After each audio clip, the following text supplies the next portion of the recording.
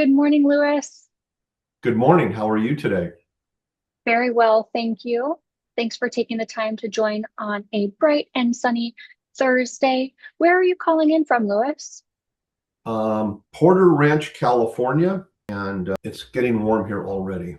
So, Porter Ranch, California, and I see the San Francisco Bridge behind you. We used to have an office in San Francisco, and it's still one of my favorite cities to go visit.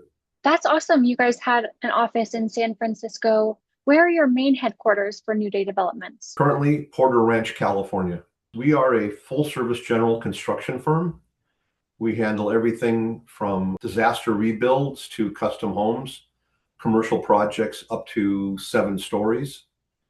We do a lot of expert witness testimony, and we also advise several cities, counties, and states on revisions and updates, amendments to current building codes. So, lots to discuss today. Let's get started with your background with NewDay Development.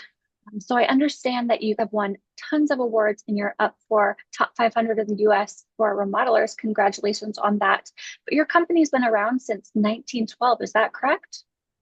The original company was started by my grandfather in 1912 in Beverly Hills, California, and then my father took over after World War II. How have you seen the company progress? Well, we've been impacted a lot by building codes, availability of quality employees, material suppliers, and overall the ups and downs of the economy. I'm sure. And what do you think is at the forefront of the construction industry, specifically for the Los Angeles County region? For the LA County region, currently, it's the updates to the building codes and how they are affecting homes that have been lost by the Palisades fire and the Eaton fire in Altadena area has had a major impact on our industry. Why do you think that caused such a change in the code?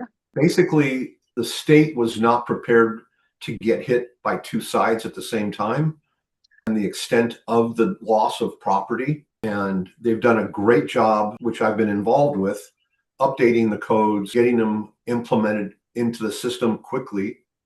And I give them a lot of kudos for doing that, both in the city level and the county. That's wonderful. Yes, I understand you act as a consultant to a lot of the city boards, so you have impact across a variety of regions. Yes, we've been what would be considered an unpaid consultant to several cities, counties, and states over the past 20 years, following in the footsteps of my late father. What an honorable thing to continue on for over 2 decades. So let's focus specifically on the Pacific Palisades and Malibu region's disaster relief efforts. From a consultant standpoint, working for government, what code changes do you think that builders and subcontractors have maybe not been aware of or need to educate themselves further on? Well, our industry is such that because it covers a very broad area and getting the information out to everyone can be very difficult. So a lot of times contractors are not aware of the code changes until they call out for inspection. It falls basically on the design team to prepare the contractor properly for what applications they feel will have to be addressed moving forward.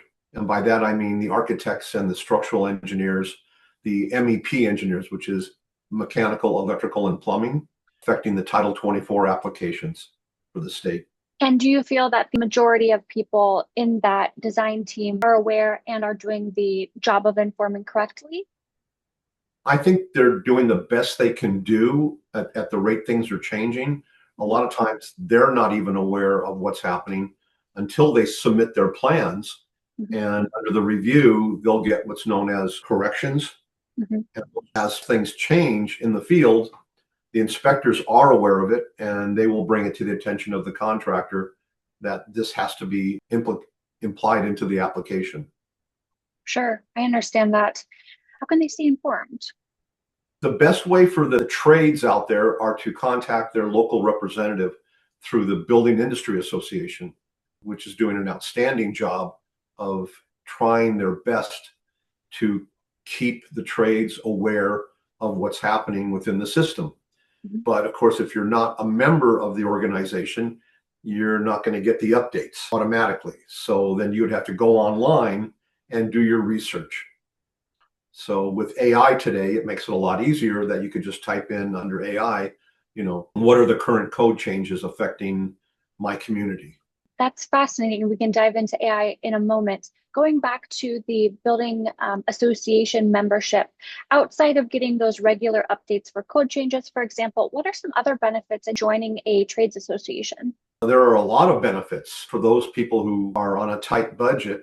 Joining an association does help them, for the most part, with getting a break on their insurances that they would need to cover as part of a group rate versus an individual rate. The other benefits are is that the organizations are reaching out not just on a local level, but they are reaching out to state levels with recommendations that would affect the industry.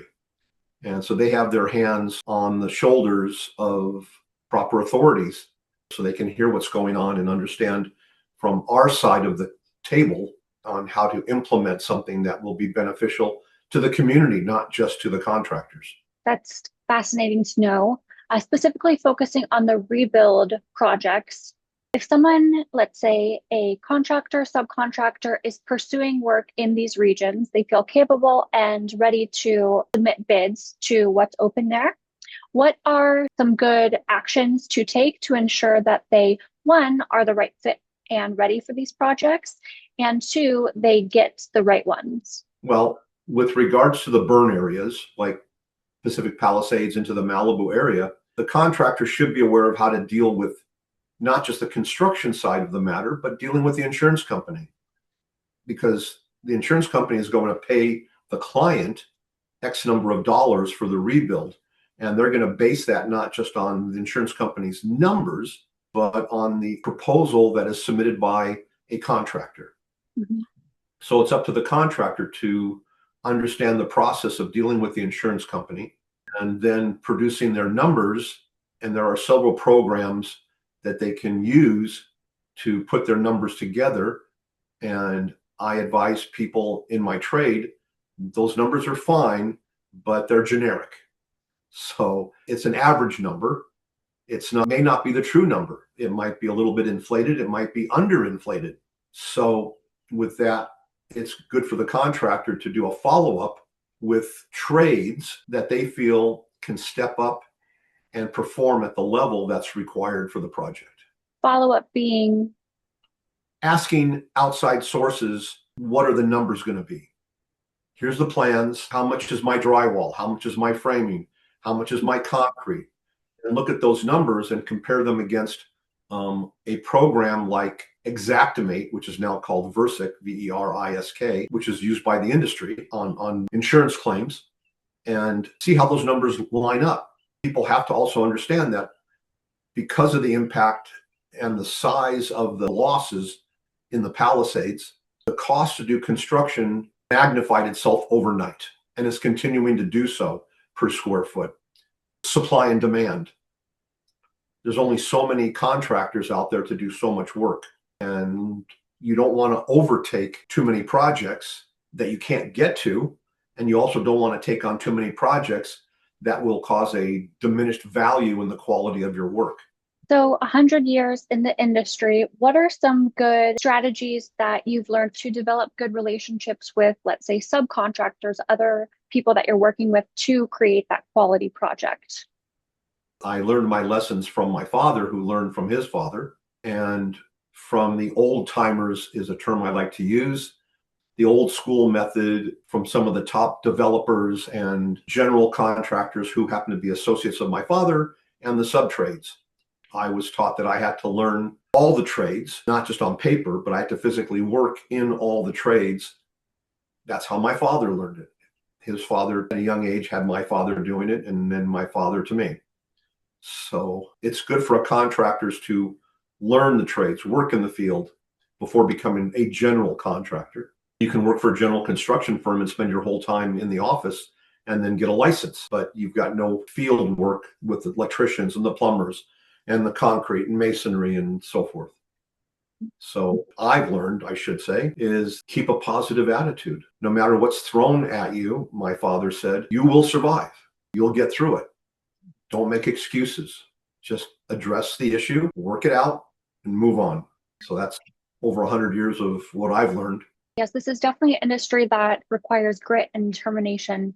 Mentioning an issue that you brought up earlier was quality of workforce and talent. So it seems like there is a shortage of talent that's available. What are some good ideas that you have for perhaps people considering a career pivot into the trades? I have to say that I'm a firm believer of OJT, on the job training.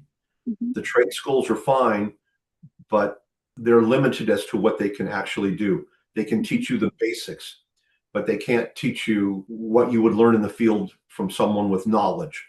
We're also working under different environments, the weather and the stress of working with people with attitudes, as they say, and um, just trying to make ends meet. What are some good tactics a person pursuing a career in the trades can take to become that valuable employee? Oh, number one is 24-hour a day positive attitude, that continually wanting to learn. It's not a question of what you've learned to that date, but what am I going to learn on this project and the next project, and continue that on and put that in your library, so that when something happens, you can say, well, no, I was on a project just recently that we had this issue, so I know how to address it. And then it goes easier. And the employer then goes, wow, this person's a major asset. And also, the employees need to stay in constant communication with the project supervisor and management. If they see an issue, it's their job to notify someone immediately. Yeah, to build those well-constructed projects that totally make sense. You mentioned AI impacting the industry. How is it affecting the county at government level and organizations at NewDay Development level? Well, at the counties and city levels, it's really beneficial to them because it can help them clean up the verbiage with regards to code changes to make it simpler understanding without having to write 20 paragraphs. AI can reduce it down to two, and it makes perfect sense, which is fantastic. And we use it in our office to clean up our reports. We were always asking questions, gives you guidance or an understanding of your question. But then again, it's up to the individual asking the question, well, how can I back this up? How can I make sure what AI is telling me is correct? And you ask AI, what is the current cost of construction for a fire rebuild in Pacific Palisades? And AI will give you a generic number. AI will probably tell you, well, the going rate is between $350 and $600 a square foot. I can't build at $350, $600 a square foot in the Palisades. So AI is not correct. I wish I could build for that, but I can't. Sure, that makes sense. And fact checking the answer engine's results against real life data is important. So I value that advice. One of the things that I want to touch on rounding out here is some of the business development and marketing and sales strategies that has led NewDay to be so successful.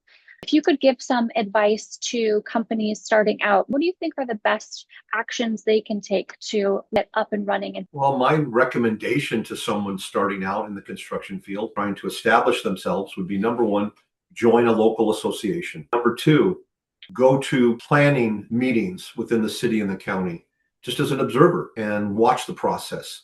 You can reach out to architects, engineers, developers, and present them with your card. Most of them are going to be at those hearings, those meetings with the development process. Talk to people that have been around more than 15 years successfully, who are your competitors, because they might be in a position, well, maybe you'd like to joint venture it with us, and we'll see how it works out. Yeah, so it sounds like join an association, attend in-person events, and do some networking.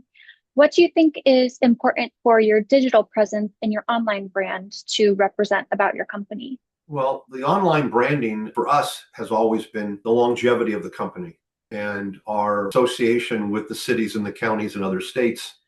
Because of my father's reputation, I kind of like fell into it. I didn't have to establish that. It was already pre-established for me. And we just believe that it's a day-by-day process. So when someone is trying to get to that point, it's an uphill battle. And for someone in the trades trying to learn how to protect themselves, you learn that from trial and error. That's awesome that your company has been successful for so long. And it sounds like those relationships have really pulled you guys forward. I appreciate you taking the time to share some of your insights from your time in industry. If someone were to want to connect with you to perhaps educate themselves further or gain more information on codes and regulations in LA County, what would be the best way to do so? They can email me at Louis, Louis, at newdaydevelopment.com, NEWDAY development.com. They can also call my office at area code 818-784-9495. Perfect. All right. Well, hopefully some good connections can be made from this for your organization. I truly appreciate you taking the time to do this, and I look forward to sharing this